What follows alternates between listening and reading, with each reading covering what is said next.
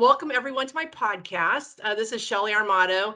I call myself the queen of document information. I don't even know, I call myself all kinds of things. But anyway, today we are honored to have Brenda Radmacher. Did I say your last name right? It can be said many ways, but it is technically Radmacher. Okay. Okay, Radmacher. Okay. As I was preparing, I was like, I know I'm totally going to say this wrong, so forgive me up front on that one. Not a problem. Anyway, I was researching. Okay, I'm so intrigued by you, first of all. But so I was researching one of the things that I read about the Los Angeles Business Journal. Okay, this is impressive. Women of influence attorneys. To make it to this publication has to be, you should be so proud. But anyway, it says 25 years of experience working with construction contractors, construction managers, design professionals, developers, and owners.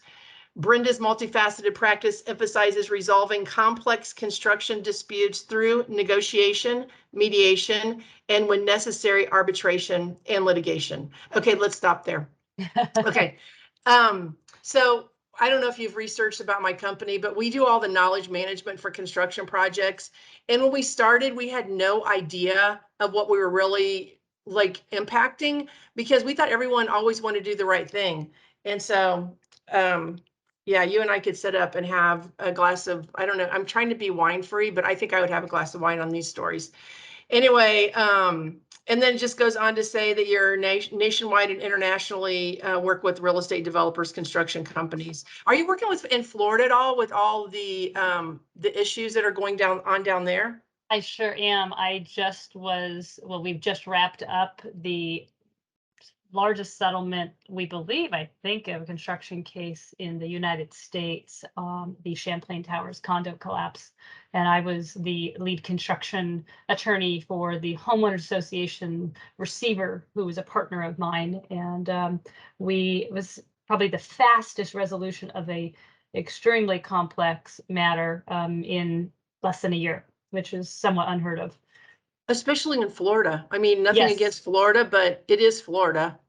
It is. And my firm, Anchorman LLP, has a longstanding presence in Florida. We've been in existence for over 100 years, started in Florida. So the firm has deep roots, and our real estate practice is extremely active. And as one of the lead construction attorneys at the firm, I get pulled into all sorts of the interesting matters across the country, but in Florida as well. So yes, yeah, the long answer is yes. I want to meet was she the mayor? I can't remember, that was on TV speaking so eloquently when all this was going on. I can't remember her name now, but was it the mayor? Do you know what I'm talking about? I believe it was the deputy mayor for the town of Surfside, might be who you're thinking of. Yes. And, I mean, talk about composure and articulation and beauty. That was she was so wonderful. Yeah, people working under pressure, under fire in a very difficult situation. Yeah. So we're on a mission in Florida, of course, to impact the industry with knowledge management, information. And as that building fell, my husband and I were sitting there crying. I'm like, Dominic, if it would have been on my smart plans in 2 seconds, they would have known where the gas valve was and where the water shutoff was. And they would have known the last contractor that worked on the project, because we assumed that probably the biggest thing that was happening in Florida was the shredder. Like shredding, oh no, we didn't do that. You know what I mean? Okay, that could be terrible. Yeah, no, and I mean, the part that was severely tragic about that project is a lot of documents were actually maintained on site in computers and not backed up. And so some of that, and part of it becomes an interesting issue with all types of entities, companies, homeowner associations, boards. And I do a lot of work with my clients trying to say is, act in a preventive manner. And it's very difficult for people to figure out, how do we justify spending cost to get our documents managed, and how do we organize ourselves. I have it with big and small contractors and developers where we say, you're really going to save yourself a ton of time, money, and effort later if you spend a little bit up front and get yourself organized. And it's an uphill battle. And with that, and I've done a lot of work with a lot of clients and have been looking at these issues from both a liability and exposure side, as well as just best practices, because the construction industry has, in the last 5 years, gone full steam ahead into technology and embracing technology after, decades and hundreds and thousands of years of just saying, no, we need paper. And so now we used to have this problem where we ask clients for their documents and they'd find a box and they'd give you a box. And then later they'd find 4 other boxes and they were mislabeled or stuff put in the wrong box, right? I have that still a little bit, but I also now have people saying, well, I don't, we have too much now. We have so much data and it's not organized, it's not structured, and people in the process on construction projects, or if there's litigation afterward trying to piece back together, we're spending millions of dollars to try to organize data and get the relevant information to resolve disputes. So it's very interesting, and so I applaud you for the work that you and your company are doing, because it is necessary, but it's an uphill battle still, it is. to get people to understand the need. Well, what's alarming to me, so I was at an American Bar Association event in Florida because we had one of our construction litigators like, you have to go to this event. I mean, you have to be there, Shelley. I was like, okay. So we went there, and one of the construction litigators for a large firm, I handed him my card and he said, I would never work with you. I was like, I mean, do you know me? I mean, it was just, he was so rude. He said, my firm, my company, my construction company, I'm the one that sues the Corps of Engineers. They can't defend themselves. So he goes, it's like taking candy from a kindergartner. And I was so mad because I thought, you know what, we can do better. And I mean, can't you just make your money on the project? And I mean, because I'm all about like schools and education, and we're spending all this money on these projects that are underserved, I guess I could say, and over budget. The owners never get their closeout documents because it's designed that way, yet the risk is so great of that behavior. So anyway, we've seen it all. I want to write a Netflix series one day. Maybe you can be on it with me. And just because I'm sure you've been alarmed also at what you've seen, but from our perspective of watching the contractor try to manipulate documents, and no one knows if the meeting minutes have been manipulated or the agendas changed, because it's in the hands of all the people that can do that. So I'm mortified, honestly, that that's the way these projects run, but we're here to do something about it. But okay, so tell me, so you just won this huge case and you went home at night. So how do you turn this off when you go home? That's a great question. I mean, it's the blessing and the curse of technology and how we're working remote and doing things, where I feel like my schedule is, I work most of the time and it's just in between, so I have a family, I have kids, I have a dog, and the good news is that I can take my kids to school and pick them up if on a given day, or go to their sport events, or take my dog to the vet. I can do those things because I can work just about anywhere, and I do. And then that means my schedule is all over the place. That's last night I was working from, I got my best work done between 10:30 and midnight last night. So yeah, it's really hard to turn it off. And as working with clients, particularly as developing relationships, it's, you want to be available and help them. So, but it's, I find that clients are, in my experience now in the last even 10 years, people are much more flexible and understanding. We communicate and I say, hey, I'm going to be out for a couple days. They're like, great, don't worry about it. Well, when you get back. And people are very open to that. I had somebody called me and I was at one of my son's baseball games, and I picked up because it was a client. I always picked up my phone when it's a client particular. And his response was, oh, you're at a game. No, go finish the game. Call me tomorrow. This can wait. And so I think we have, and I think the pandemic's helped with that a little bit, where people understand we all have lives to live in addition to our jobs. And then it's also a matter of drawing those boundaries and trying to instill that for myself and my team, where, I tell them, even if I'm emailing you at weird hours, I'm not expecting that of you. Let's Yeah. talk about Mhm. when you're working and when you're not working and what our Mhm. expectations are. So, Yeah. now it's hard to, but the substantive portions of it, I mean, it's becomes an interesting issue where, trying to divide what we do from who we are. And I don't care Mhm. Mhm. what industry or what profession Yeah. or job you have. It's very easy, and our culture tells us, your worth is based on what you do and what your results are, and Mhm. that's a constant struggle, and to continue Yeah. to say what's your identity and where's that placed, and Mhm. ultimately, we win, we lose, and you have to hold it loosely. Yeah, I know. I mean, I'm like my mom's like, what are you talking about, Shelley? I'm like, well, I got you mid thought, mom. So I mean, she's been like, my mom was a businesswoman before businesswomen were before businesswomen were cool. And so people are like, well, do you have a business coach? I'm like, yeah, it's my mom. She is my right-hand girl. And she's always like, keep your feet moving, girl. I'm like, That's okay, but right. sometimes turning it off. Like I went to Disney World for a week and I took my kids. I mean, we had the most amazing, but at day one, I literally melted down. I didn't know how to be at Disney World. I was like, okay, I'm trying to stop this drinking thing. Now, what am I supposed to do? You mean just have fun? But I caught on day two. So, Yep. but it takes a second. I mean, and then, like you said, developing relationships, and especially in your industry, people are on high alert because they could potentially lose millions of dollars. And so what now? So Right. yeah, I mean, oh my gosh, I don't know. That's amazing. So did you always know you wanted to be a lawyer?